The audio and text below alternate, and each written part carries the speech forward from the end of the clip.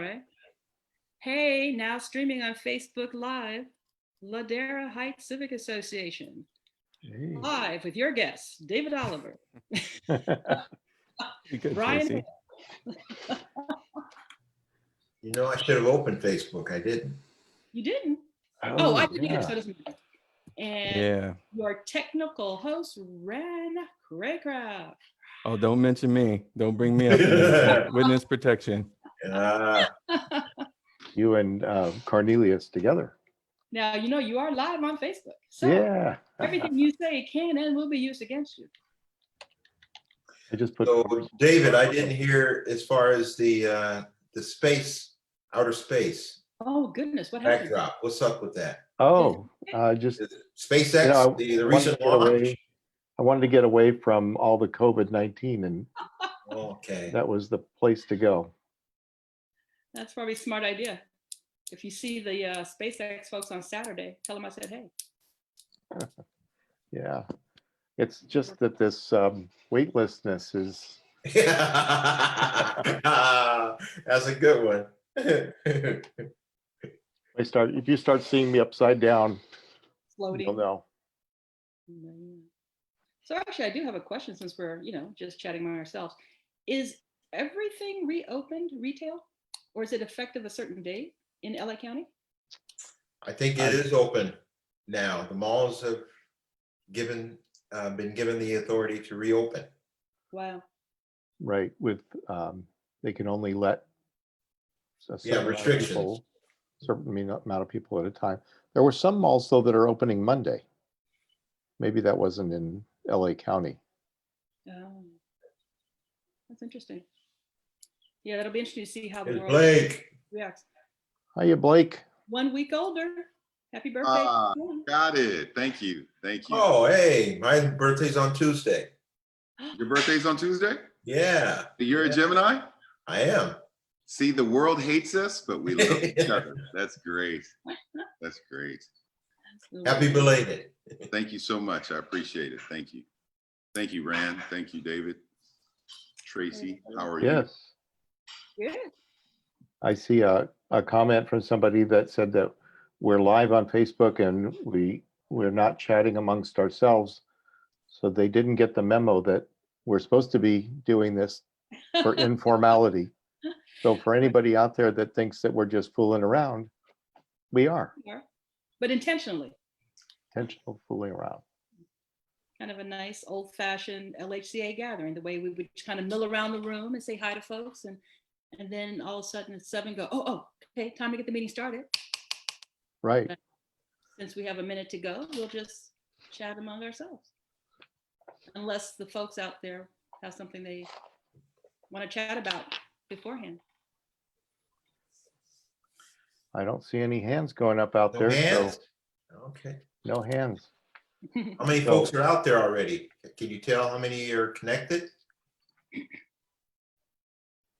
I don't know if I'm reading this right, but it looks like 17. 7 o'clock.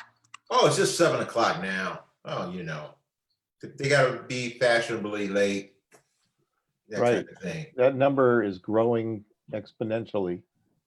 That 17 went to 18. I guess that's not exponentially. That's linearly. That's kind of marginal. Thank you for being prompt, Sean and Stacy. Now you sound like Peter Noon.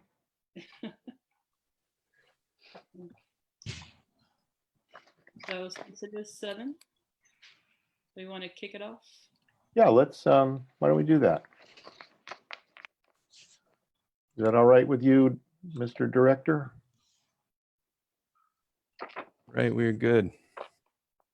Okay, well, you know, let's just kick it off.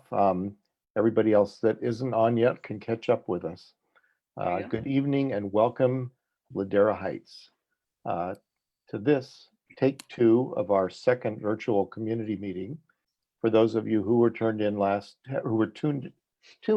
Thursday, please accept our apologies as we had some unforeseen technical difficulties that prevented you from hearing our voices that were on the feed. If you are hearing me right now, then it's safe to rest assured that this issue has been resolved. Nobody felt worse about the technical glitches than our very own Rand Craycroft, who tried everything in his power to get it working. I just want to go on record tonight to say a huge thank you to Rand, who has lived in Ladera for about 4 years and just became active as a member of the Ladera Heights Civic Association board this year. Thanks to his vision and technical know-how, our monthly and community board meetings and community meetings have been able to continue and as many would say, improve in quality and content. Also a quick shout out to Rand's better half, Lana Marie, who's a part-time technical wizard and known around Ladera land as the purveyor of chocolate and the chip cookie company. Also joining us this evening on the Zoom stage are Tracy Lyons, past president of the Ladera Heights Civic Association, Blake Wilson, current vice president, and Brian Hale, another vice president. It's my pleasure now to turn over the mic to Tracy to give us an overview of tonight's agenda before introducing our first segment. So now, Tracy, as they say on the news, back to you in studio. Oh, thanks, David. This is really kind of fun. This evening, it's just a good old-fashioned community meeting, except for meeting in person. We're meeting in your homes virtually. We are going to have two main areas of discussion, which is what's going on with the threatened closure of the Marina Del Rey Sheriff Station, a big issue for us here, as well as some concerns that folks have raised with regards to folks experiencing homelessness who have embanked on Centinela. There's also going to be a discussion with regard to street closures that have been going on recently, as well as hearing from three, I think, really interesting restaurateurs who are in our community who you may not be aware of, what they're offering, how they're doing during this time of sheltering in place, even though we are opening up the retail and the rest of the country a little bit more, particularly here in LA. And we'll have some guests like Alex Padilla, who is a city councilman in Inglewood, to join us in that discussion. So with that, where would we like to start this evening? First topic. Should we start with the sheriffs? Or do we want to start with our restaurateurs? I think we got some restaurateurs first that we'll talk a little bit about. We have some clips to show. Let's start with some of these. We have 3 different businesses that we're going to spotlight today. And we also got Cliff. Yeah, we also got Cliff who joined us. David, thank you very much for the kind words, by the way. And last week sucked, but thank you everybody for coming back and giving us another shot. So this week we have 3 different local businesses that were kind enough to join us again. One is called Hotville Chicken, and one is Hilltop Coffee and Kitchen, and the other is Three Weavers Brewery. So hopefully everybody's heard of them, and if not, they're going to learn a little bit more about them. So give me just a second here. I'm going to show the first clip, which you might have seen on CNN with Aaron Burnett a couple of weeks back. This is with regard to their inability to get PPP funding. So let's see if this works and you guys are able to hear the sound.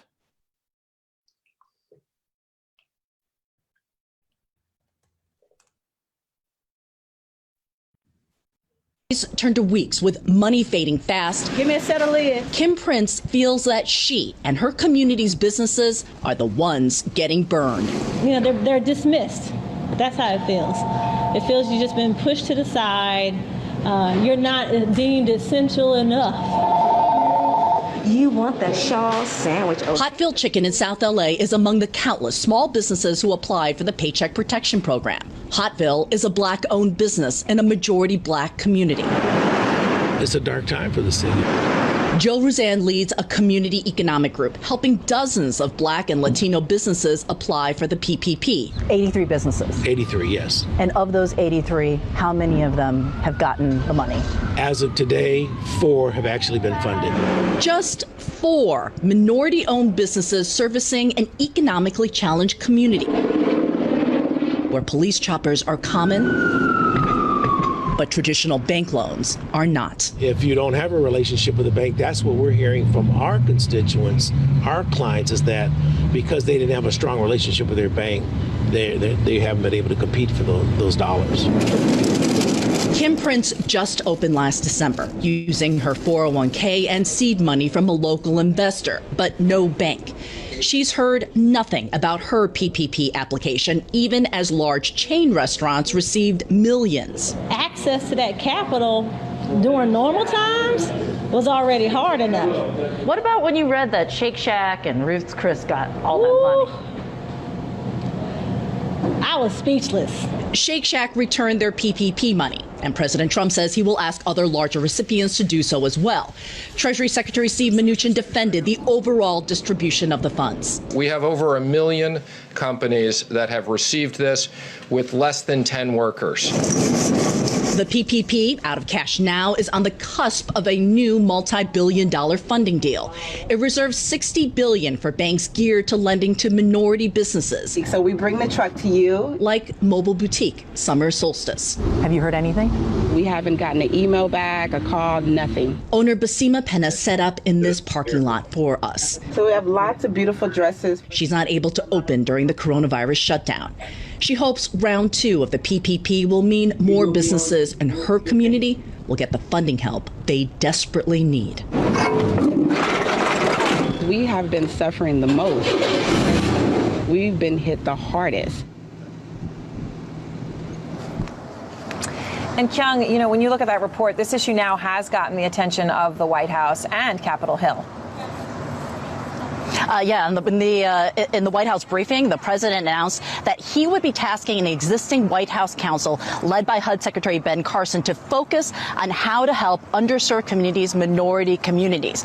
Now, in response, I reached out to some of the business leaders we spent time with in South LA, and they said, quote, "We'll see."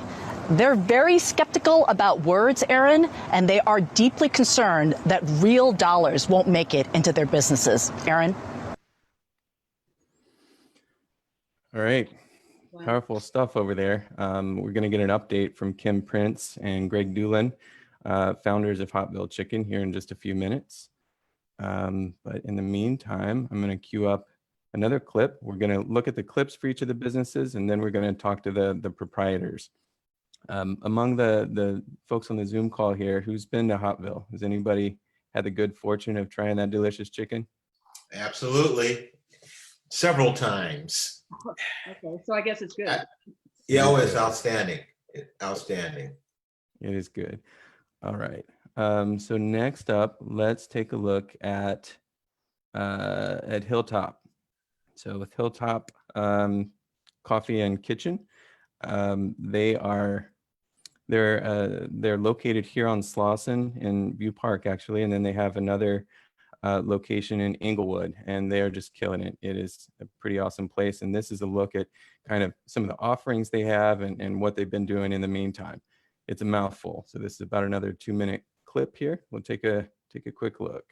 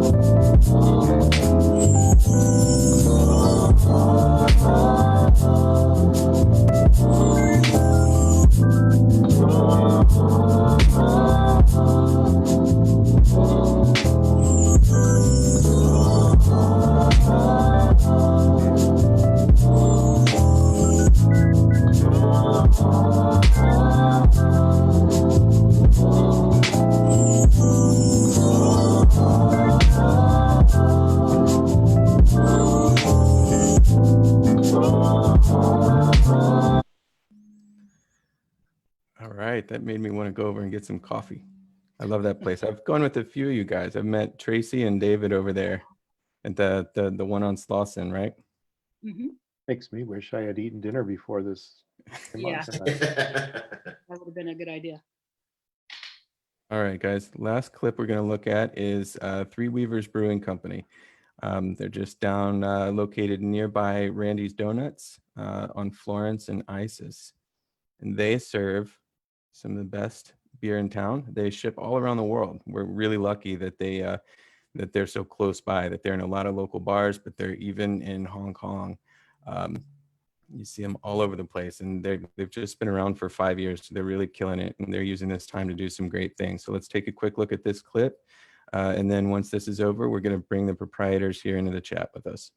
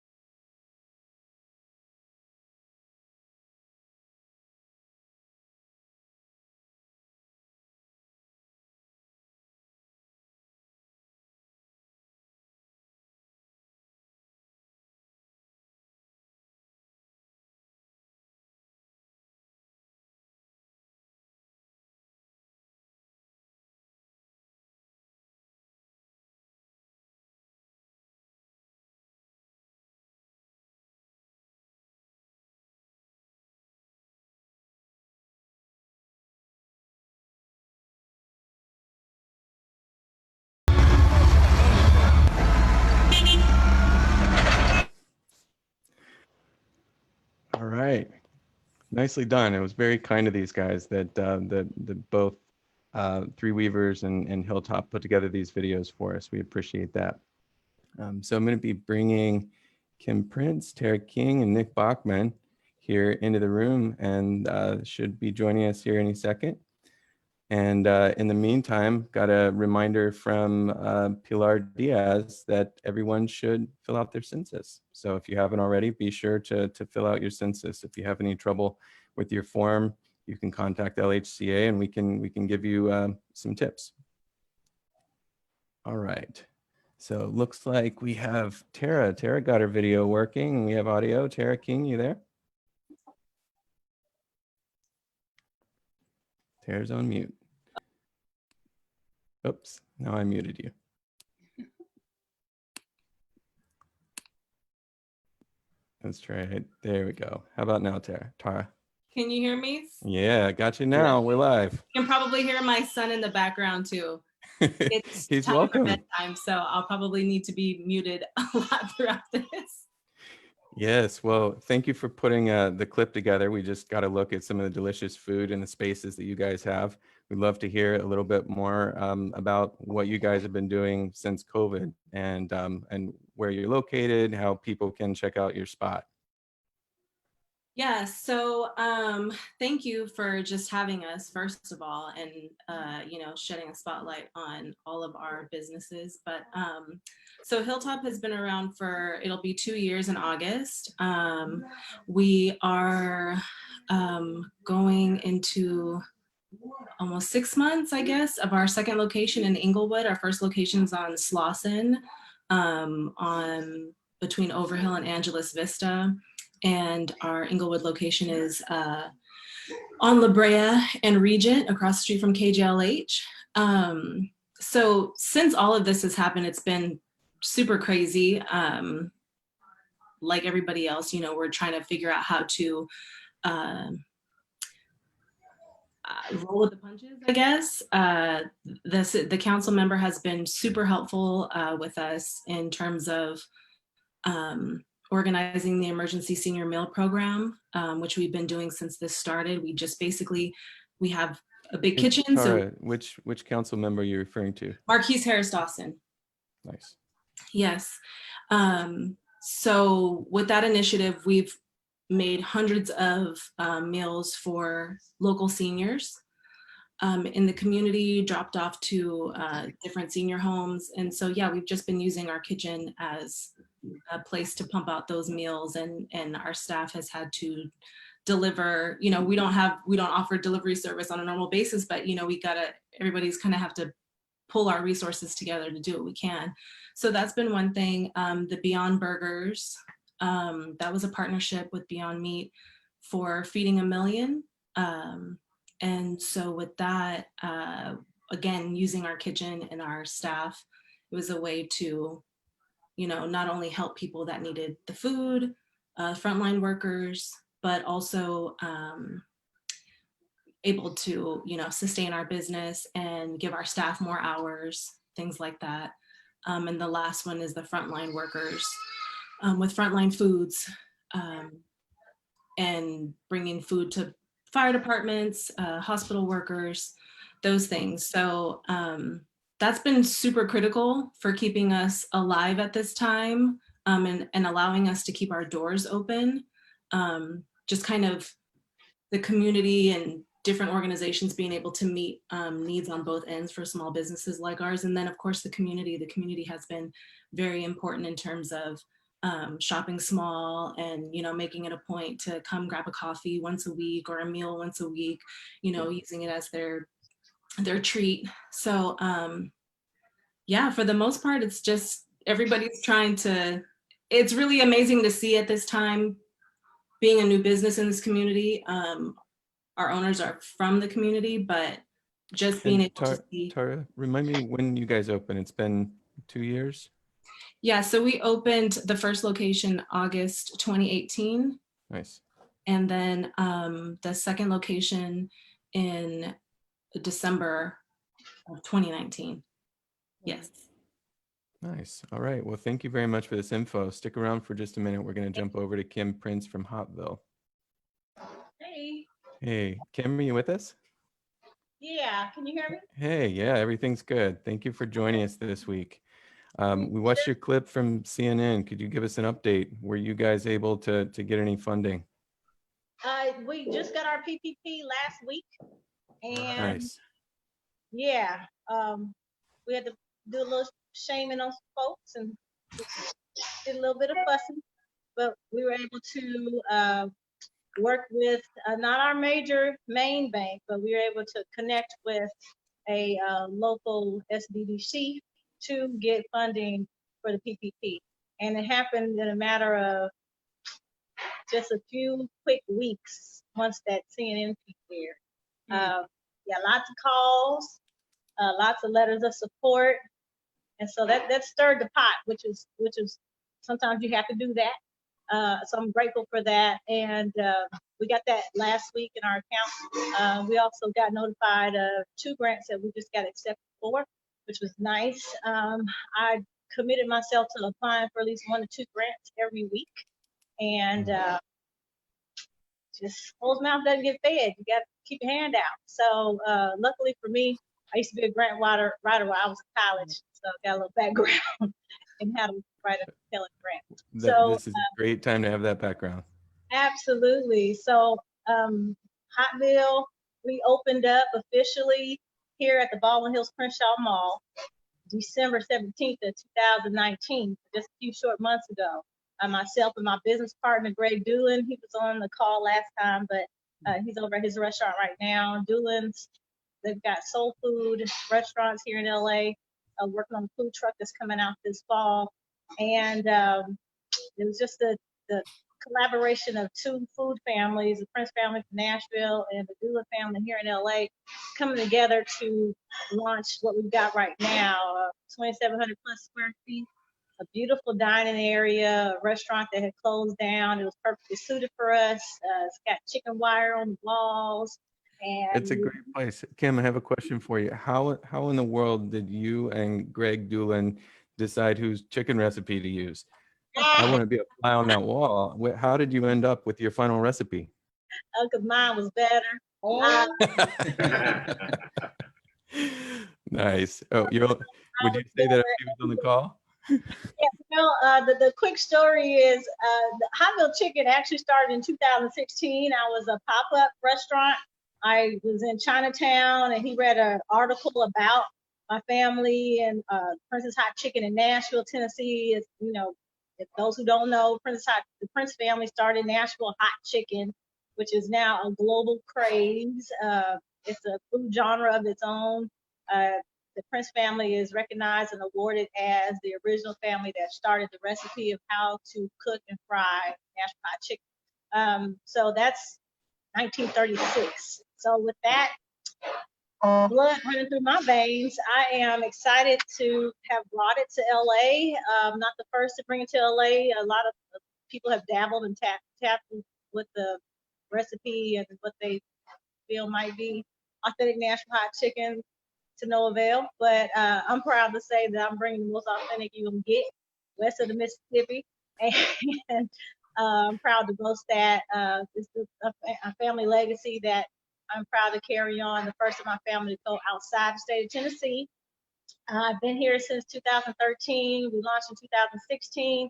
The pop-ups went great for a couple of years. I just didn't have a home. I was considered a bit of a vagabond.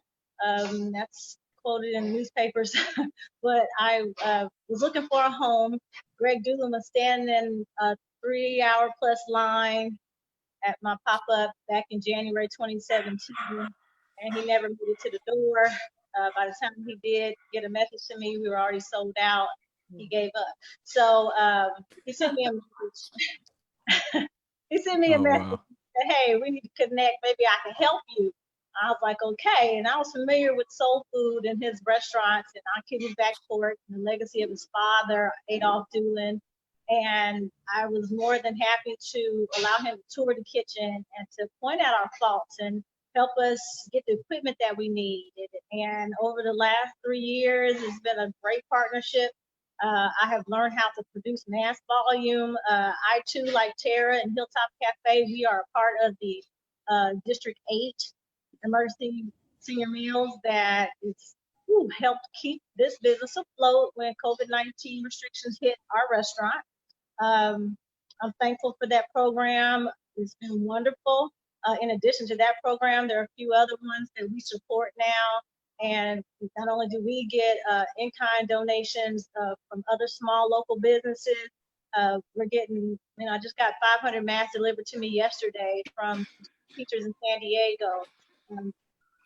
Checks and sponsorships for senior meals from people in Canada and Australia, and just, a whole lot of support that, during times like this, we definitely need. So I'm glad that while our restaurant dining space is closed down, business has been able to keep a nice traction and flow, because the Baldwin Hills Crenshaw Mall is still technically closed, even though they're anticipating opening in a few weeks. Kim, sorry to cut you off here. But you guys are located in the Baldwin Hills Crenshaw Mall, and you're next to Post and Beam, right? Yes. And I think if people want to order, I think they can also, I've seen you on Postmates, right?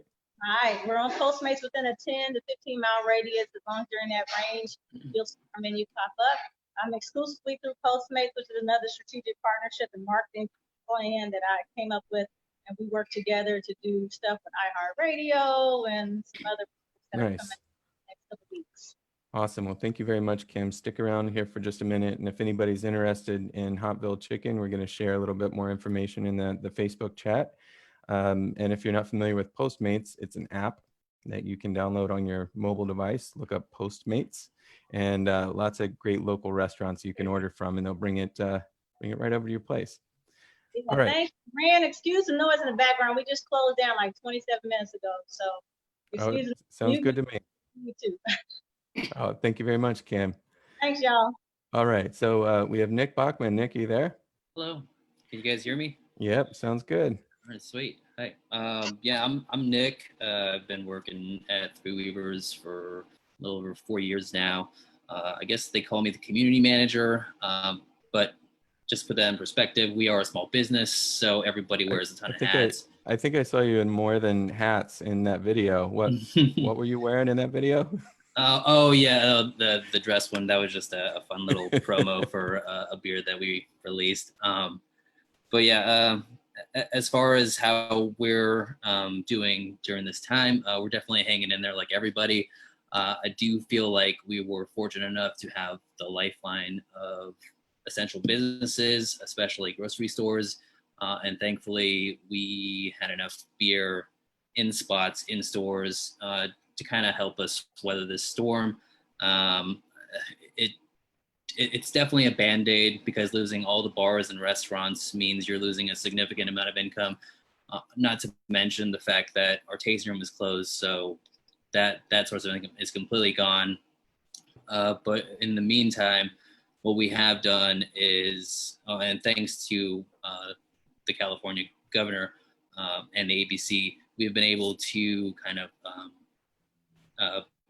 do next day deliveries, or even be allowed to deliver beer, which has definitely helped a bit. And we've also been allowed to continue to sell beer to guests directly out of the tasting room, obviously for to-go only. Nick, how can people order beer delivery? Tell me more about this. Oh yeah, you can just go to our website at threeweavers.la. Okay. Yeah, and like I said, it is next day. Unfortunately, right now we're not doing the weekends, because we are just trying to do our part and making sure that everybody is social distancing and not really hanging out. But yeah, sorry, I lost my train of thought. Sorry. Public speaking is not my forte, even if it is online. You're doing great. Nick, I have a question for you. Yes. You don't have to give us any details on your financials or anything, but how much has your business been impacted, if we're thinking percentage wise? That's definitely above my pay grade. I want to say at least half of the revenue stream, though, is gone at this point. There are a bunch of bars and restaurants that are trying their best to continue to engage their customers by offering beer to go. But I mean, I feel like everybody at this point in time is just trying to go out kind of the bare minimum, just to be safe, to make sure all of our family members are safe. So yeah, definitely the grocery stores are the ones that are helping us keep the lights on. Hey, Rand, this is Tracy. I have 2 questions. One for Nick. Perhaps you can have that senior delivery contract that the ladies have spoken about, and bring beer to the folks in-house, to the seniors and homebound. Well, I haven't heard about that. That sounds awesome. Yeah, and then my question actually to Kim and Tara. Kim mentioned using Postmates and being a partner with Postmates. And I've heard a lot of restaurateurs say that using the delivery apps have really cut into their revenue. Is that something that we, as the consumer, should be aware of, or does it just depend on the particular provider? Well, yeah, I can speak to that. I mean, they all definitely cut into the revenue. I mean, you share your revenue every time somebody places an order on one of those things. It's kind of a catch-22 at this time, I feel like, for us, because it's like, we don't have the ability to do any type of delivery. That's a whole other kind of leg of the business. So it's been super helpful. We're relying on that right now. We have our campaign, Hilltop at Home, which is, encouraging people to order Hilltop and take it to go, get it delivered. But we do have like online ordering so that people can go on our website, order online at findyourhilltop.com, and then it minimizes some of the time that you're actually in the store if you're in the neighborhood and want to go pick it up. So with that, that particular POS system, we don't have to share any revenue. But that's the only thing that we can offer in terms of like online ordering. So it's preferred then that folks go online direct versus a third party. Yeah, most definitely. Nice, good point, Tracy. Thanks for bringing that up. What about you, Kim?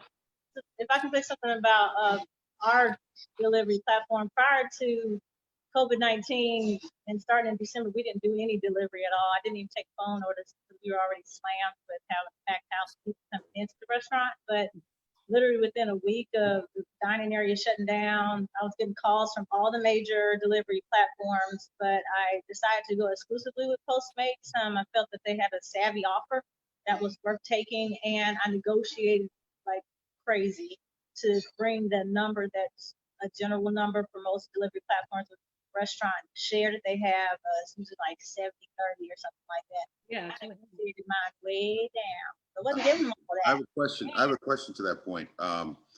I noticed, I saw a few posts where business owners put up the actual receipts of how much they received in orders, about $1,000 worth of things that would have went to them normally if a person just walked in or ordered via phone or via the internet and just went to go pick it up. But because Grubhub had to come, Postmates, all these other people, they wound up walking away with $400 out of the 1,000 because so much charges went to all of these delivery platforms. Yeah, well, you got to negotiate. I don't have that experience. I'm seeing numbers that are really, really good. However, you got to have an exclusive agreement. And when restaurants are sharing or have multiple delivery platforms, it's definitely going to cut into it. Sorry about that. So it's definitely going to cut into what you're getting. Try to just go with one. And we can hold on if you need, Kim. Hey, get that money. Oh. Said she already shut down. Yeah, you better get that. But the other part of that is, I'm really encouraging, like Tara, you have people coming in to order online. Maybe they're coming in to pick up their orders. We have a customer pickup that's through Postmates, so that's our platform for online ordering.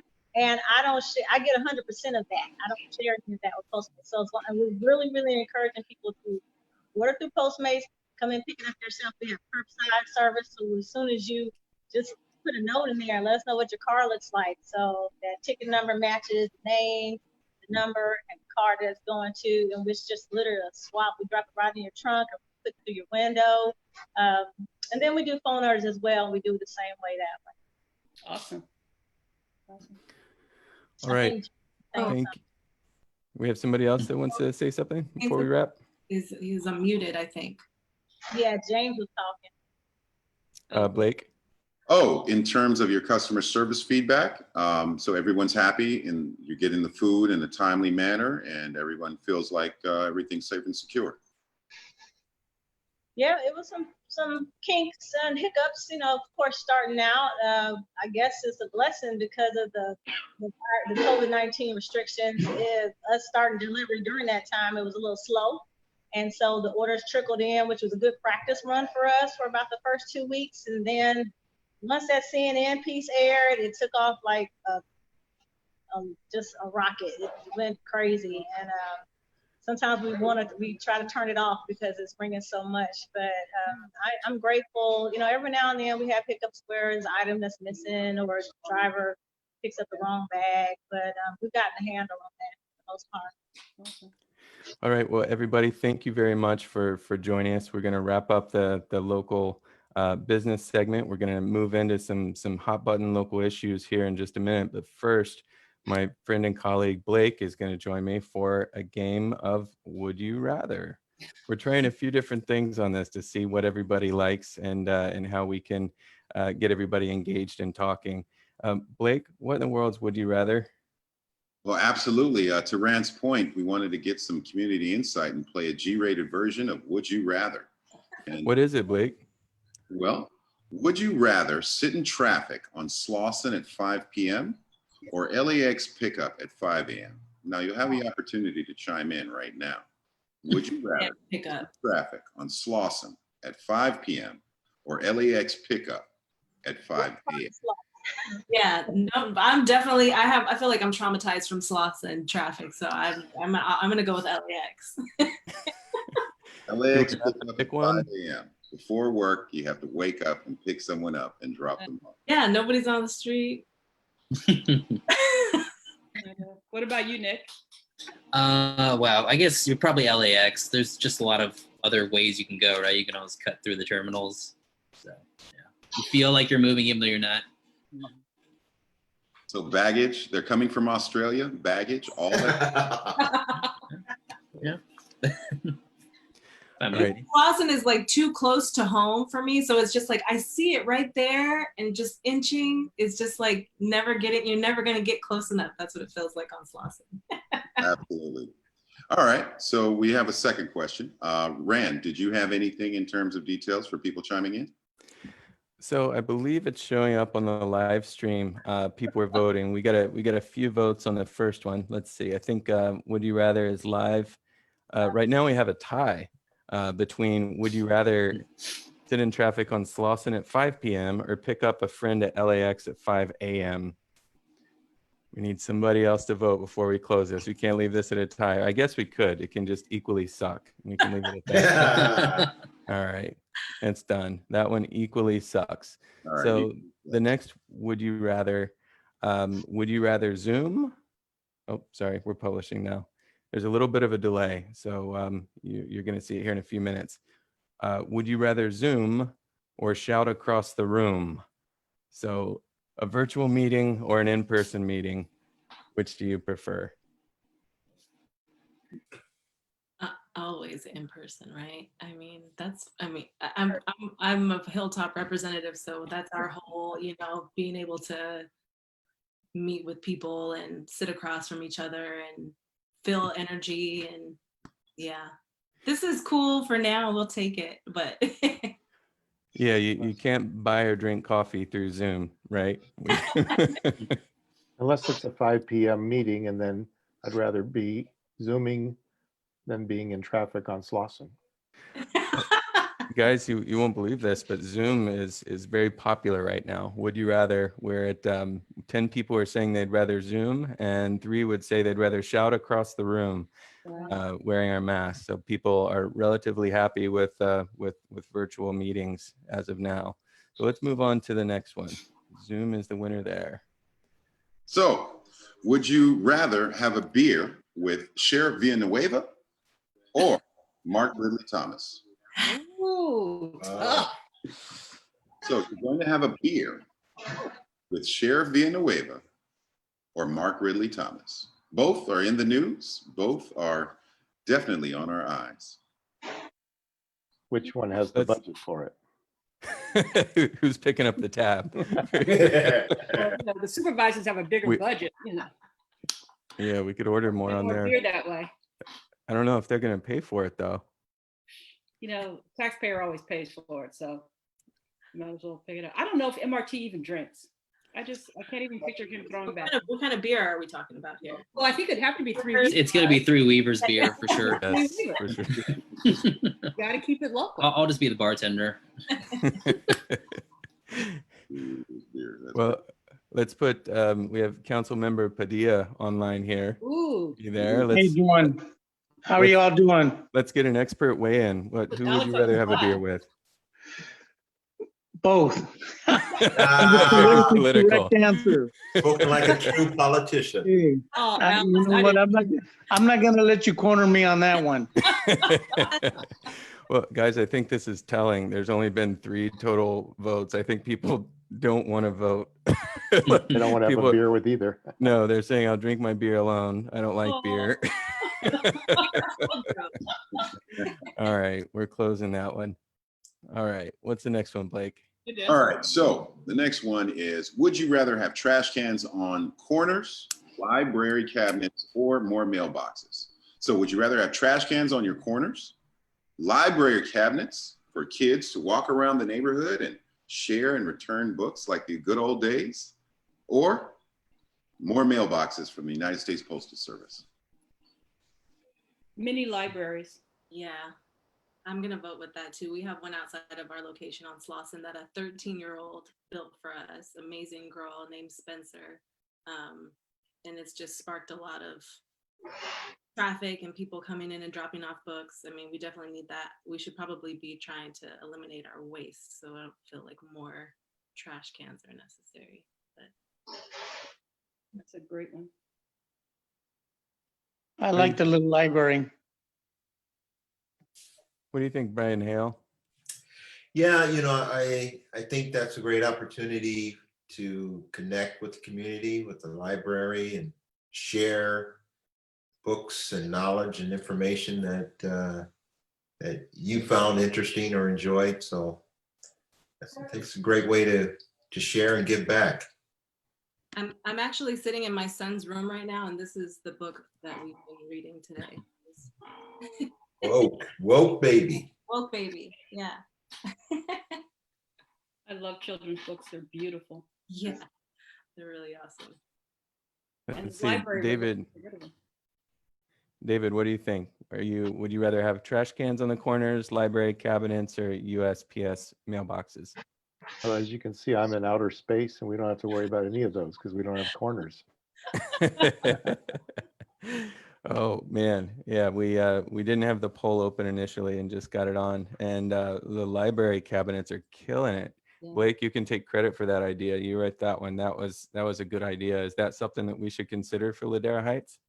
Absolutely. United States Postal Service is very useful, but I think they're moving towards a digital element. But at the same point, there is some value in our children and our youngsters knowing how to actually address and label an envelope and send postage with it. I don't know, I'm a little old fashioned sometimes, but there's the digital option to send things, USPS. We got the library. The library would be great. I would put one in my front yard. Yeah, so libraries, I'm all for the books because that is a clear winner. All right, we have one more would you rather before we wrap this up. Blake, do you have that one handy? Last one might be controversial, but at least if you are a renter or homeowner, you can weigh in on this. Would you rather your neighbor be an Airbnb or a group home? Ooh.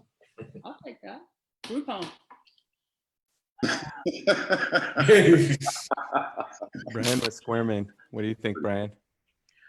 I've heard stories not too pleasant associated with both of those scenarios, but more so Airbnb. You've got kind of a transient situation going there with kind of operating like a motel or something of that nature with Airbnb. So a group home benefiting the youth, and it certainly is a need to provide that service to the community. So and there David, our resident realtor here, what are your thoughts?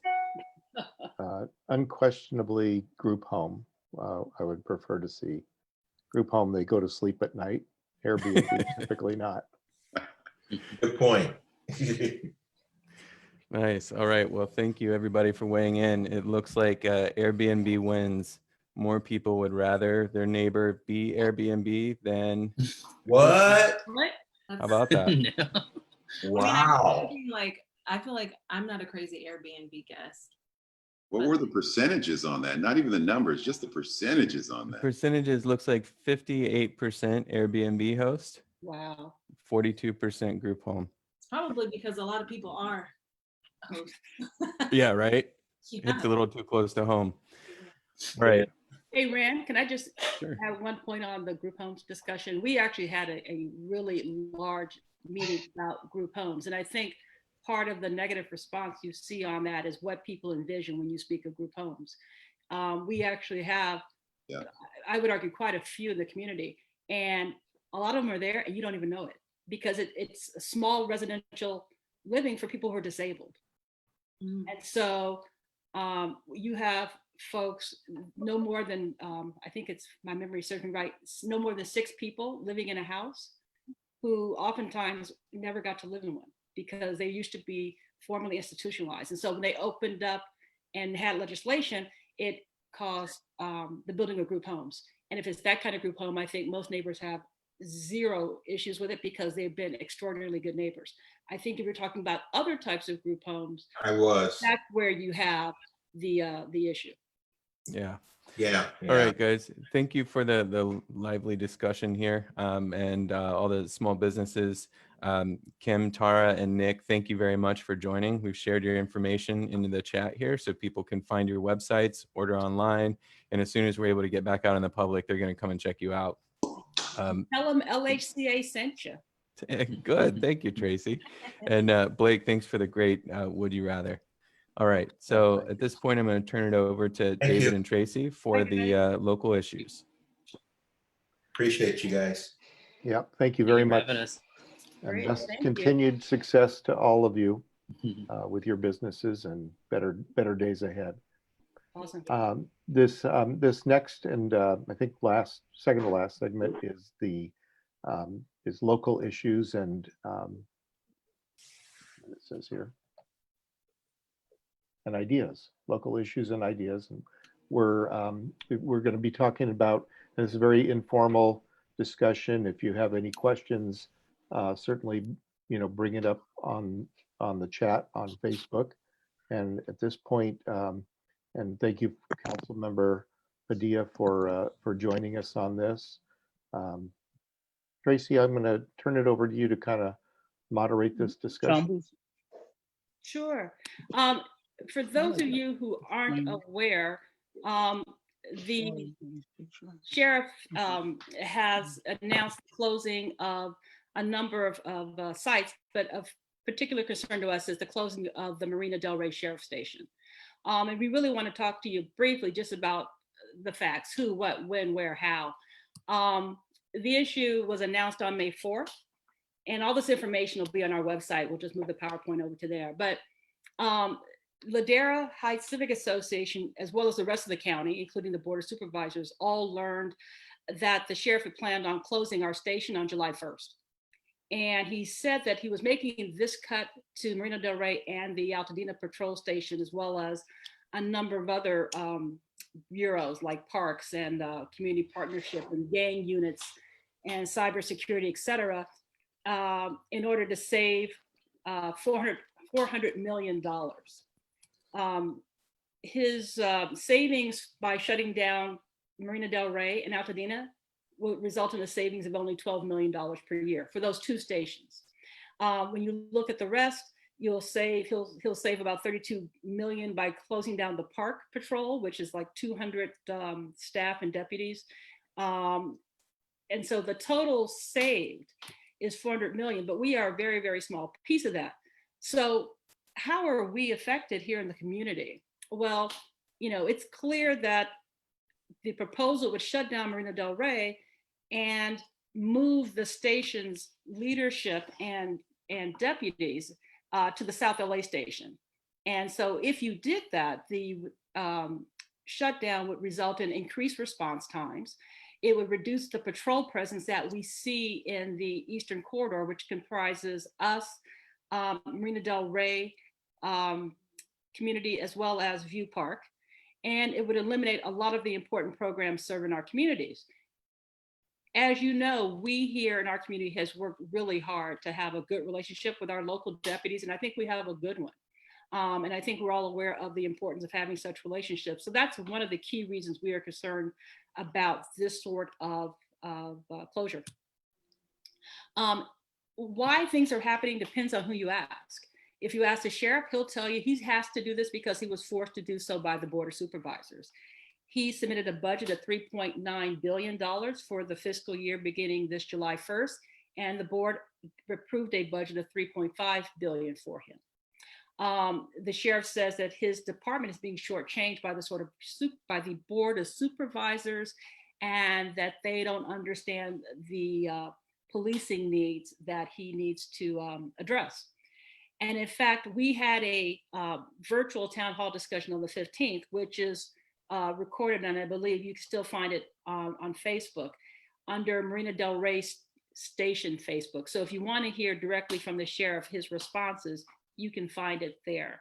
And I'm sure we can provide a link for you to see that on our Facebook on the Civic Association. So if you ask the Board of Supervisors, why is this happening? They'll tell you, we didn't reduce the sheriff's budget. We are required to allocate budgets for all of our departments. And we thought it was appropriate to give the sheriff $3.5 billion for two reasons. One, the county has a expected shortfall of $1 billion due to the drop in sales revenue because of the coronavirus. And secondly, because the sheriff has continually run up deficits for the past 2 years in office. And this year, the estimate is the overrun is estimated to be 89 billion over budget. So for those two, yes, 89 million. And so for those two reasons, they felt they had no choice but to be able to give him that 3.5 budget. Is there no oversight over him in terms of financially and fiscally being responsible? Well, what's interesting is, at least from my perspective, the sheriff and the Board of Supervisors are much like the president and Congress. Congress controls the purse strings, but the sheriff is the executive who executes. And I'll go further in this discussion where the request of the board was to have the sheriff meet with the CEO to come up with some solutions. But really the answer depends on who's asking the question, right? And so if you ask us, the Civic Association, why is this happening? Quite frankly, we are simply pawns caught in the middle of a political struggle. It's just that plain and simple. We take the position that the sheriff thinks that it's okay to close or reduce the staff at the only 2 stations that serve unincorporated communities like ours. The other stations are tied to contract cities. So they serve the unincorporated community, but they're also tied to cities that have contracts with the sheriff to provide extra revenue. But, I think we take the position that our property tax dollars, which are some of the largest given to LA County sheriffs, based on our property values, that our tax dollars are just as valuable as extra dollars that he gets from the city, and that we shouldn't be used as pawns in a political fight. It's just not appropriate with regard to health and safety issues that the sheriff has to deal with. So what are we doing? We've joined with other civic groups, such as viewpark.org, UHA homeowners. We created a petition that some of you may have seen on change.org to protest this closure. We've contacted and had a discussion with Mark Whitley Thomas's office and the sheriff to tell them, look, you need to be able to get along and not make us the victims of this fight. Make it happen.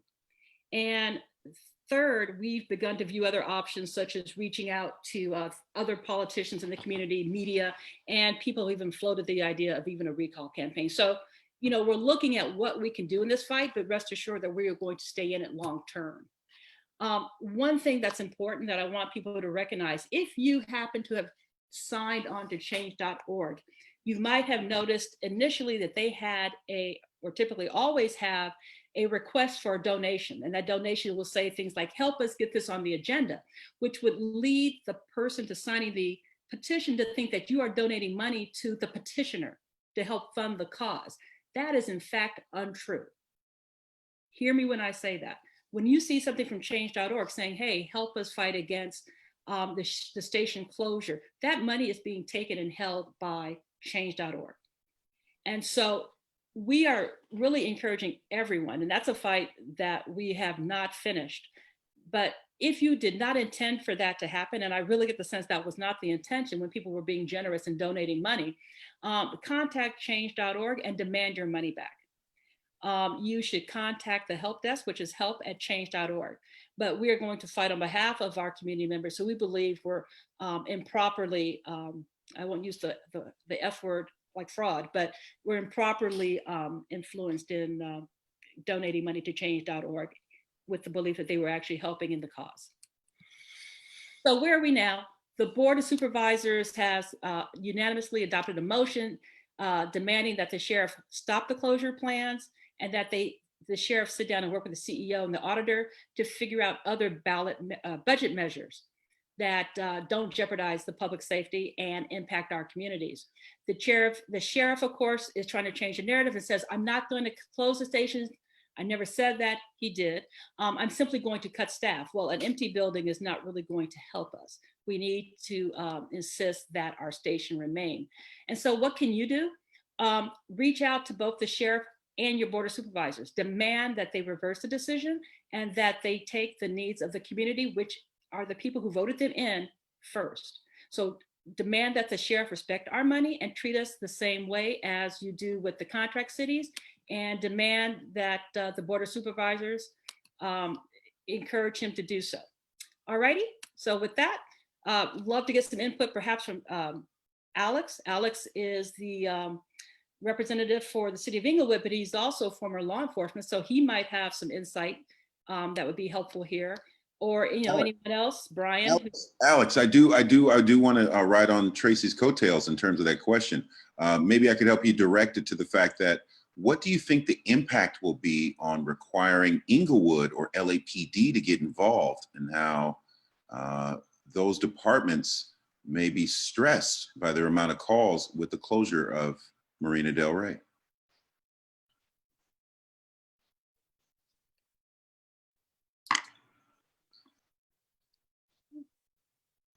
Oh, Alex, you're muted. Unmute yourself. How's that? There you go. Now we can hear you. Okay. Well, look. My question was, with the closure of Marina Del Rey, how much do you think that might really impact Inglewood PD as well as LAPD? Because we won't have the same response times as we used to have. And that is true. Each law enforcement agency has what's called mutual assistance and mutual aid. And there's a difference between each one. Mutual assistance is something where we're going to come into a city to assist that local law enforcement agency. And we would do that with LASD as we would with LAPD. But we wouldn't be responsible for patrolling and responding to routine calls for service. So you shouldn't be expecting Inglewood Police Department to be patrolling outside of our local jurisdiction. Just like we wouldn't expect the sheriffs, CHP, or LAPD to do that with us. That being said, we always, we work together as a team, but we are really hoping as a city that the sheriff keeps the marina station open and keeps it staffed because it becomes a public safety issue for this whole area. All right, Alex, in terms of Inglewood PD, as you know, Ladera Heights shares some zip codes beyond 90056 for unincorporated Los Angeles. Correct. We have some Los Angeles stuff, and we also have something called Inglewood, 90302. And I believe that neighborhood is called Heights at Ladera. Is that correct? Right, and that's where I live, but this is still Inglewood. Right. This is so not LA County. respond to something like that over there? Excuse me? Would Inglewood PD respond to your neighborhood? Yes, because where I live is Inglewood. It's not LA City and it's not LA County. So Inglewood PD would respond here. If I had to call the police department, I'd be calling Inglewood. For fire safety, we contract with the LA County Fire Department. So Inglewood would not take on any additional responsibility to patrol the jurisdictions that are covered by the Sheriff's Department. Hey, Alex, question for you. Because you know the inner side of both, the political side and the law enforcement side. In your opinion, this issue between the LA County Board of Supervisors and the county sheriff, what needs to happen for them to, as Tracy put it, play nice in the sandbox together? Look, you guys are doing the right first steps, which is meeting with them, letter writing, phone calling. They have to listen to their constituents, which is you. They have to do the right thing by you. And so they will do the right thing. But we need to continue to put pressure on the sheriff's department, being Sheriff Villanueva, and also on LA County Board of Supervisors to come together so that we can keep our public safety at the forefront. We have taken so many positive steps in the right direction to just throw it all away because they're not able to play together in the sandbox. And so we need to continue to put that pressure. How many people would you say that are either voting or just residents of Inglewood? How many people would you say are residents of Inglewood? Let's start there. How many residents do we have in the city of Inglewood? Let's just round figure it at 110,000 Wow. in the city of Inglewood. That's about 9 square miles. So I have a question then for, I'm going to pull in Cliff. Cliff is a longtime resident of Ladera Heights and was part of the board. My understanding is that, and Alex, you might have an insight to this as well, is that the sheriff's Marina Del Rey station had been closed before due to budget cuts. And I'm wondering if either of you could talk about what you experienced when that station was closed in terms of service and what was experienced during that time. Well, in my case, actually, when it was closed was before I actually had moved to LA, I think it was back in the late 80s. But I do want to add a few things here. And this really gets to one of the points that you, Tracy, had made. And that is that we have, for many years, worked long and hard to establish a good relationship with both the leadership and the patrol officers and everyone in the Marina Del Rey station. And the impact of that is that they truly understand what our needs are in this particular community. And our needs in this community are actually quite different than some of the communities east of here. And my concern is that even if you just move the leadership out of Marina to the staff that would continue to work in this area, there's always the problem that they don't understand our particular issue. They feel that they're answering to their previous community and not to our specific needs. And when push comes to shove in terms of reallocation of resources within the station, we're going to be shortchanged. And I have to agree with that. I think that you guys need to keep your foot on the gas, keep in contact with the sheriff's department, and very much so with the county. And they have to know under no uncertain terms that you guys are mandating that the sheriff stations stay open. Because as long as they're open, you will have more patrol officers in and around our community as they drive to and from. Once the sheriff station locks up, you're not going to get that additional presence. It will slowly disappear. It may not even be slowly. Just a couple of days ago, we've heard from several people about an intersection shutdown. Have you guys heard about that? Yes. I think it was over on Beach where several people pulled in and blocked the intersection and were doing donuts in the middle.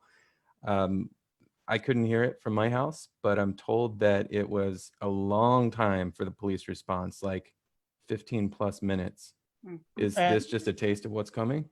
No, and I can correct you on that because that was actually here in the city of Inglewood at Centinela and Beach, and our officers did respond there in a timely manner, and everybody dispersed, and we're actually working to try to make sure that doesn't happen again. Apparently it was the second weekend in a row on a Sunday that's happened. But the response time was much better than 15 minutes, you know. But look, Maybe when you're it sitting just there seemed stuck like in more all that, maybe. yeah, when you're stuck in there and you're in the middle of all that chaos, and it was, 1 minute could seem like 10 minutes. But we are working to address that. But that was strictly a response by the Inglewood Police Department. We didn't at that point request any mutual assistance or mutual aid. Well, that certainly is a phenomenon that we're seeing, though, in other communities. I just saw something on Facebook where they shut down Obama and Clyde. They were probably over 100 people in that intersection. watching two cars doing donuts. And we've had an incident not far from here over in the shopping center there at Ladera Centinela, the parking lot, where they were doing donuts in that lot. So it's something to be concerned with, particularly if we're in a situation, as we've talked about, where we have a reduction in patrol and resources in our community. Yeah, and we also need to remember we have a CHP office right here on Bristol. So we need to try to work and make sure that maybe they can, on their way to and from their station, the chippies could drive through the neighborhood, quote, taking a shortcut, just to have a little bit of a presence of law enforcement. But nothing will replace having your own station and having it fully staffed. And that's what our goal is, to work with whoever we need to work with to continue to make that happen. You know, guys, I want to jump in here just for a second. We have a little bit of a delay, about 20 seconds, but I want to open up the floor. We're going to share the link now on Facebook for anybody who wants to join us.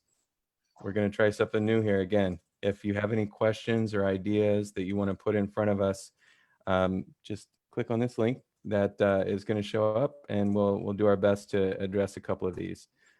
So in about 30 seconds, we should have some coming in, but back to you, Tracy, in the meantime. Okay, lots of room in the pool, so jump on in. Alex, I think it's particularly interesting, your insight, because you are both former retired law enforcement and Correct. You are a government official representing the citizens. So when you say that these things are going to happen, you're not just talking as the local homeowner, you're talking as a person who was formerly out there on that street. What things do you think we can do as a community, as a citizens group, to apply, for lack of a better word, pressure? And where is it appropriate? I know you can't really, pick sides, but what can we do? Look, there's strength in numbers, and it's basically what you're already starting to do.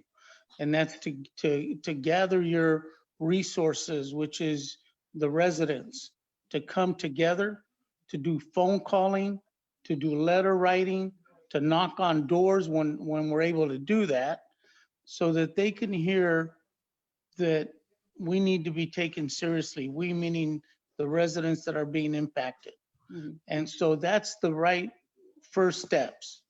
We need to hold folks accountable. They want to make this change, and let them know that that you guys as residents are not going to accept it, and you will do everything you can to stop it. Awesome. So folks online, you heard him say, you can't just be mad and you can't No. stomp your foot after it's closed. You have to get engaged and get involved and make the fight and take the fight to the people. We will put up on the website the information for both the Board of Supervisors as well as the sheriff. And you've got to blow up the phones and the email, because if they don't hear from you, they're going to think it's okay. Or you know what, those people don't know any better. So that's an easy one.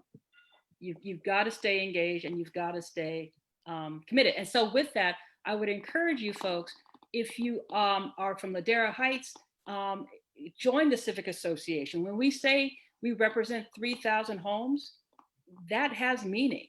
If I say I have 5,000 members, that means even more. If you're not from Ladera, then consider joining your local civic association, be it UHA or whatever. But please know that we're going to keep this fight and keep taking it to them.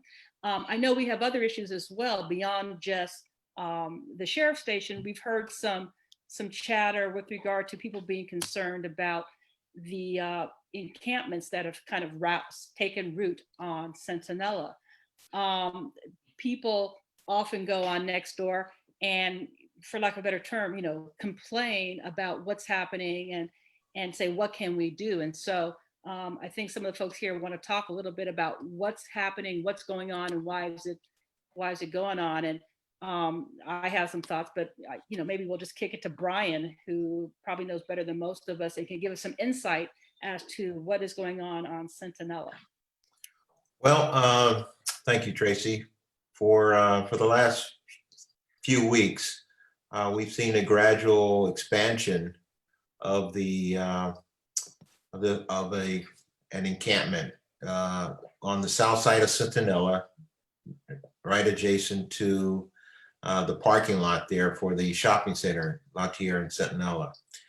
It began as a single vehicle that was there, and over the few weeks, we've seen increasing amounts of trash, bags, a tent on the hillside, and this area had typically always been associated with in the RVs. I'm sorry. Just a moment. Excuse me. Okay. Siri. I found this on the web for our Tuesday. How did that Love happen? it. Typically, it's the technical difficulties. Thank you. yeah. That was funny. That was really The nerve of her. Typically, over the years we've seen RVs and some campers and other vehicles and the large trucks, big rigs. But this has changed recently, and part of the change is because the city of LA has adopted a new policy temporarily with respect to enforcement of parking regulations. No longer are they issuing citations for street sweeping, permit districts, the 72-hour scofflaw parking, overnight districts. The city of LA, because of the corona pandemic, has decided that they're no longer going to enforce those violations at this point. And this was a major tool that allowed officers from the Department of Transportation as well as LAPD officers to cite vehicles, to impound vehicles that were there in the area. And so that's kind of a scenario that has been allowed to increase with regard to the homelessness. Homelessness, as we've all seen here in Los Angeles, I mean, it's a huge issue. I think the last I heard was upwards of 60,000 people in LA County that are homeless. So one of the things that people, I think, have a misconception is, well, why don't we just arrest this person? And of course, there's no authority to arrest the homeless. The courts have determined that it's not against the law to be homeless or to be on the streets. And, you know, so many people are not as fortunate as we are to have homes and residences. So there's a need to be sensitive to the homeless plight. There's a need, it's a complex issue that needs to be addressed. There's a cities of LA has a homeless services authority that basically brings in mental health professionals, substance abuse professionals, law enforcement to help and bring about a comprehensive approach to resolving a homeless situation. And of course, now with the coronavirus, that agency known as LHCA, I'm certain is pretty overwhelmed by the volume of requests that they are receiving. So guys, we have some questions that are coming in on Facebook, Okay. but I think we have some camera shy folks. We don't have anybody that's in the queue that wants to get up here on the This stage. is a tough issue. Tough issue. About that. He'll get dressed up so we can join us. I mean, there's a couple ways to look at it, right? So I live in Lower Ladera. I'm literally 1 block away from the discussed residents of the south side of Centinela. Unfortunately, Centinela is a border in terms of Ladera Heights civic business. Centinela is a border for LA City and unincorporated LA County. Unfortunately, LA City has some different rules in terms of how people can park, and the way they park in LA City on the south side of Centinela, in terms of what's been visual lately. Because I was the one who called about a week and a half ago about a person who was on the north side of Centinela encamping within the little drain slot that's between Alvern and the Ladera Center. And I just have to say that there's 2 ways to look at it. You either create the programs and get everyone on board and we embrace those people that are in the Ladera community and the resources they need, and start creating centers instead of nail salons and pizza places, and we start creating those types of places, or we talk to the appropriate authorities and legislature to go ahead and take care of some of those Los Angeles City issues with parking leniency. Because it's to a point where there's trash outside, there's a tent, there's a car with everything on it, and then you've got different trucks parking, and then you have also other vans and RVs all along Centinela, almost like it's a drive-through, like the drive-through that used to be there. I think the issue here is particularly difficult because, as you said, it's a dual. It impacts two cities, both unincorporated and LA City. LA City has been subject to like a lot of litigation, if folks have followed, by advocates who are having people bringing action to stop people from moving the belongings. And so because of that litigation, lots of places like LA City and LAPD have taken a hands-off approach, feeling that litigation is hamstrung them and that they can't do anything. I'd be curious to talk to Alex. I mean, Alex, you're part of a city government for Inglewood. How are they addressing these kind of issues? Look, just like every other city, we have to address it and look at accordance with the laws. And the courts have been very, have really changed their approach, and that impacts all of our communities.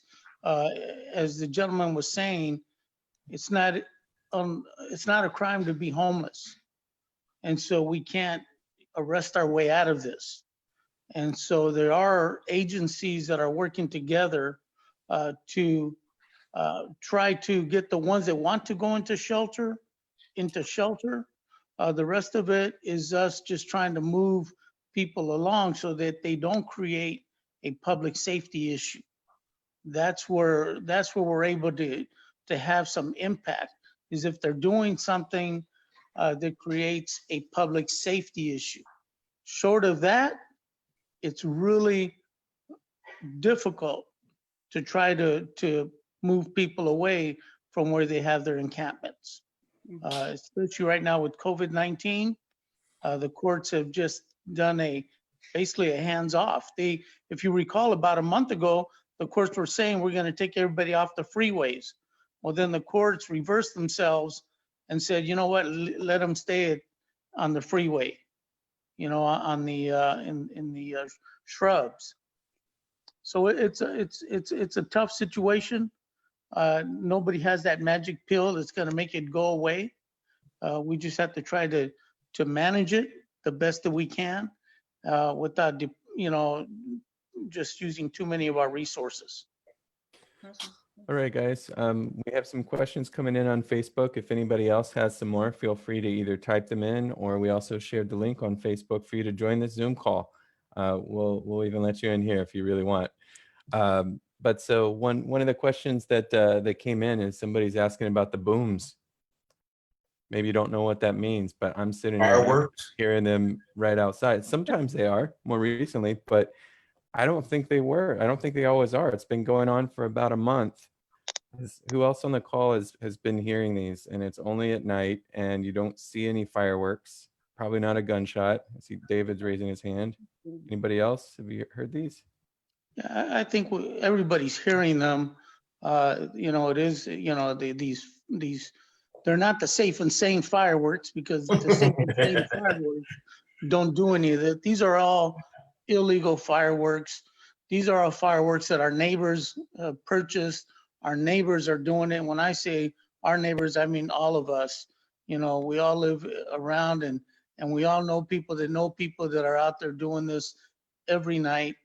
And so we try to address it here in Inglewood. We changed our municipal code so that you can only light safe and sane fireworks only on 4th of July between 5, during the middle of the day up until about, I think it's 7 o'clock at night.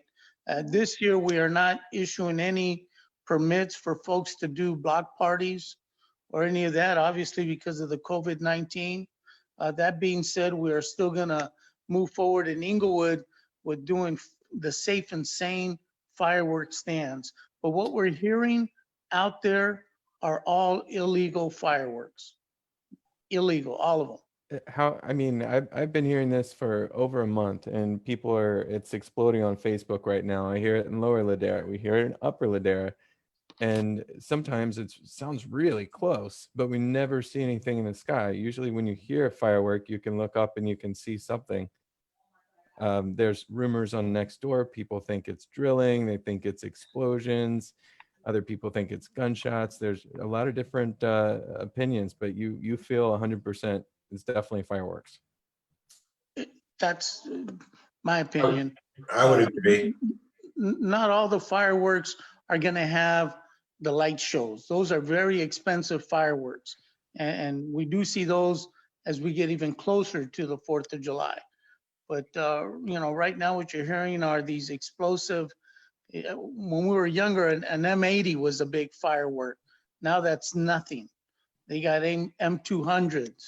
So these things are just that. They're just explosives. They go off. Call we them got some angry fireworks. dogs. So what you've been hearing is M1000s, half sticks of dynamite. Yeah, M1000s. It's gotten ridiculous. Yes, we have somebody in our waiting room, which is very exciting. We're going to pull them in just a second. We had a recommendation from our own Dr. Stuart Gilbert, and asking if there's something we could do about the sanitation around the homeless encampments. Is that something the Department of Sanitation can help with? And that person got stage fright after hearing me. They left. Yeah, we have the association has been in touch with the senior lead officer for the area, LAPD, and he has indicated he's working with Department of Sanitation to get under their municipal code 8611, which essentially provides the city of LA the ability to remove excess bulk possessions from the street. And this is becoming obviously a health and safety issue as well. So our conversation with senior lead will continue to get that done. Sure, the sanitation department, just like LHCA, is somewhat overwhelmed at this point, but we're going to continue to stress the importance of getting this done, and because it is, as I said earlier, expanding. We've also talked with the management of the shopping center as well, because some of the possessions are located on what I would say is private property. And so whether there's an ability to have that removed under a trespassing provision, perhaps, they're exploring that. So it's not something that is going to be resolved overnight, but it is something we're going to have to continue to monitor and keep the pressure to get it done. All right, thank you, Brian. We have one more question just about the local schools. Do we have any insights? Anybody know when local schools are supposed to be opening? I have barely a little bit. I did speak with the principal of Ladera, and they had a virtual open house about a week ago.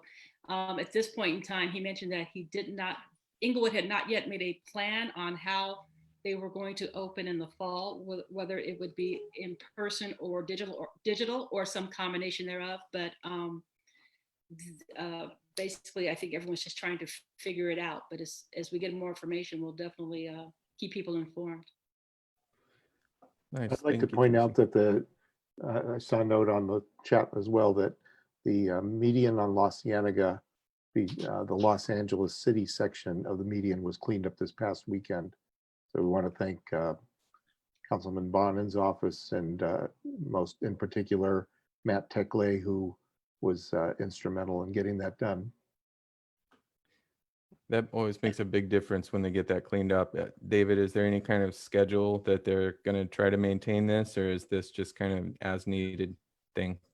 For right now, it's as needed, but Dorothy Harris and Rick Aldridge and team at Ladera Heights Civic Association, actually our new nonprofit Ladera Cares have been working tirelessly for the last couple of years, and we actually found out that we've been awarded funding for a stormwater recapture project that is going to actually take care of redoing the medians completely, re-landscaping them. They'll be torn up, obviously, for the stormwater recapture mechanism that's going to be put into the ground, but it should eliminate the need for the type of cleanup that we've had, the weed abatement, and move into more of a maintenance mode.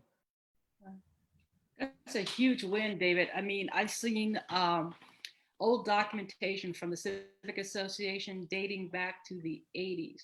And that issue of cleanup on the La Cienega medium was an issue. So if we can get that accomplished, that's a huge win for this community.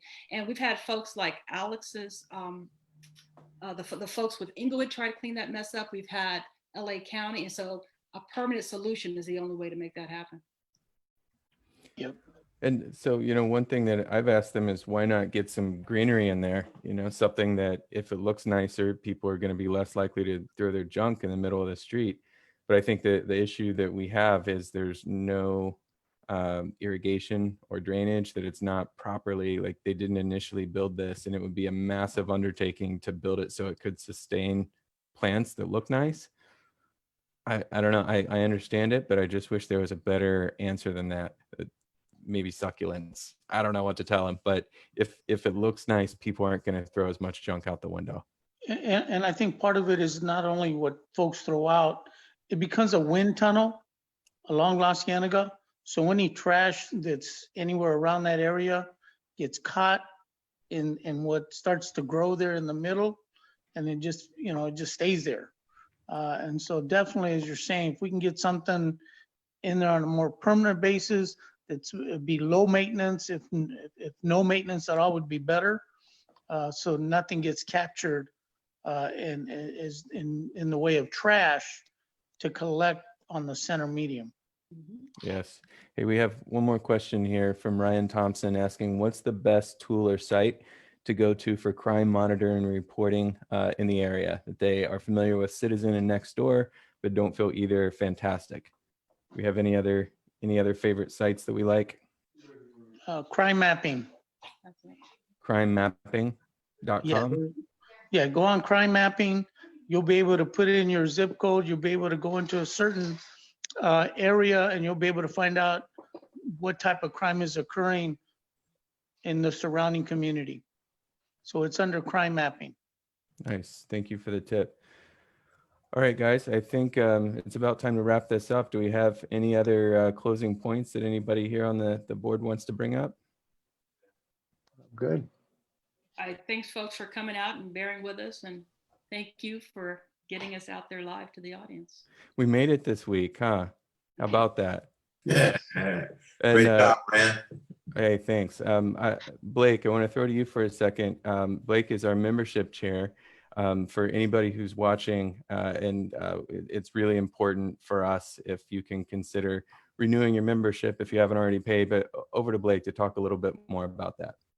Yeah, so we've got some great options for you to pay for your membership dues. We are in the year of 2020. It's been a crazy year, but nonetheless, you can go ahead and go to laderaheights.org, laderaheights.org, and you will be able to actually donate to the Ladera Heights community so we can work on some of these programs we discussed tonight. You'll be able to actually pay your membership dues without having to use a stamp and mailing it and waiting for someone to cash a check. Can you imagine a check? Blake, this is the future. I know. But, all in all, with what we've been dealing with Corona and COVID and this new way of living, ultimately you have this digital platform now, and it will actually take you to our Member Planet platform. It's pretty much our Facebook for Ladera Heights, and we just don't sell your information to Russians. And so you'll be in a situation where you can basically be secure and know that you are making payments, getting updates like tonight, as well as you get all the latest information, letter from your president, newest updates on what's going on specifically in Ladera Heights, all by becoming a proud member and profile on Member Planet. So just go to laderaheights.org and click on become a member, and you won't have any problems.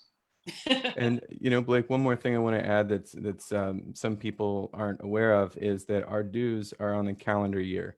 Absolutely. Right. So if you paid last June, that was for 2019. And so if you're waiting until this June to pay, okay, well, that's okay. But it's even better for us if you pay earlier in the year. Excellent right? point. Excellent point.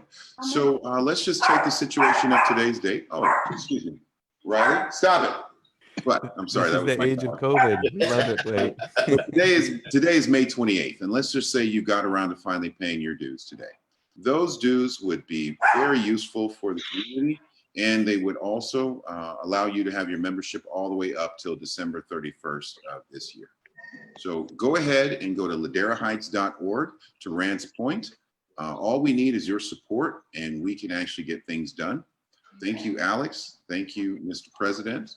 Thank you. Yeah. Thank you, Madam President Tracy. Thank you, Mr. Vice President. I have one great more opportunity for our members to really just go to laderaheights.org.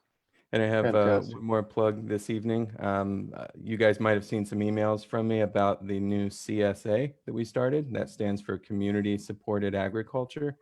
The idea is bringing fresh produce straight from a farm into Ladera Heights. So there's no wholesalers, there's no retailers. It's a big box of fresh produce. It's pretty awesome. We got feedback from the community that a lot of people wanted a farmer's market. This is the first step in a farmer's market. Before we make the large capital investment and relationships with farms and bringing all these different vendors into the community, which, by the way, now is not the time for that. We wanted to start with the CSA. This is the baby step first for it. And what this is it's a weekly subscription that you pay to the Ladera Heights Civic Association, and we bring in this box of fresh produce straight from the farm. So you don't have to go into the big box store. You don't have to grab the shopping carts and push them through. You don't have to wait in line. We do ask that you wear a mask, but every week that you come, you'll get this big box. It costs us, yes, CSA. So sorry about that. So every week people can come and pick up the box, and it costs $30 every week. And that includes enough to feed 2-3 people. It's a pretty substantial amount. And $10 of that is going to local charities. So not only is this a great deal for your produce, but it's also helping local charities. So we're going to share that link here in just a second if anybody's interested. We have 20 members right now, and we'd love to be able to get even more. And the URL for that, I'll type it in just a second, but it's laderaheights.org/CSA. David and Tracy, you guys want to close this out? Yeah, I just, since I'd like to ask Councilmember Padilla, who has patiently waited for, this is his third try at getting on. We had his picture one time, we had his voice one time, and tonight we got it right. So I'd like to give you the honor of the last word for tonight and send everybody on their way. Well, I'd say on their way home, but they are home. Well, first off, I want to thank you for doing this for the community. It's important that we continue to stay engaged. Please don't take your foot off the gas. We got to keep the sheriff's station up and running and staffed. So continue to work together. There's strength in numbers. Your voice will be heard. So thank you again for what you do, and enjoy the rest of your week. Thank you very much. Tracy, any last thoughts? No, this is fabulous. Can't wait to do it again next month, because apparently this is where we're going to be. Okay. Well, we'll Probably see you right. all again soon. All right. And Good don't night. forget to order your vegetable boxes. Bye-bye. Everybody. Bye. Bye-bye.